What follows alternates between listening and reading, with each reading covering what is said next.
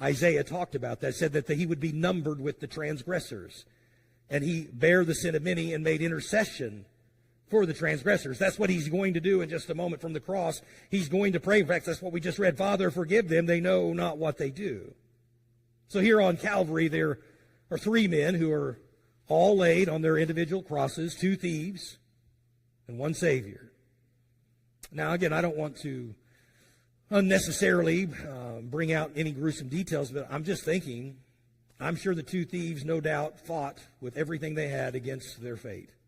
That's human nature. And when you're being forced into these positions and pain is being inflicted upon you, your body kind of takes over and you do everything you can to escape, even if there is no escape. But that's not what Christ did. Christ didn't fight against this. He laid himself down willingly. And then Jesus' arms would have been stretched nearly to the point of dislocation and knees bent at a 45-degree angle and nails driven through hands and feet.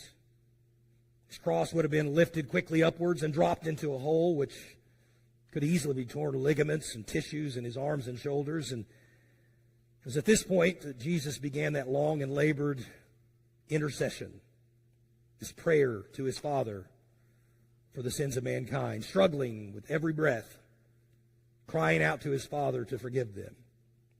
One author described this scene this way. He said, speaking of this period where Jesus begins to intercede, he said, the cosmic trauma had begun. There never had been such pain as physical and spiritual, as evil now came against Jesus in terrible conjunction. The initial shock of crucifixion had rendered him paralyzed and quivering. Physical disbelief screamed from severed nerves, and even greater spiritual horror closed in. And this is the part we don't often focus on. He would soon become sin for us who knew no sin, violating his very holy and righteous nature. And in the middle of all that, the most bizarre thing happens. Again, we know this, but again, it makes no human sense. He looks down at the soldiers, who are, by the way, fulfilling prophecy by casting lots for his garments. He looks across the crowd as they mock him, again, fulfilling prophecy. And with great compassion, he simply prays, Father, forgive them, for they know not what they do.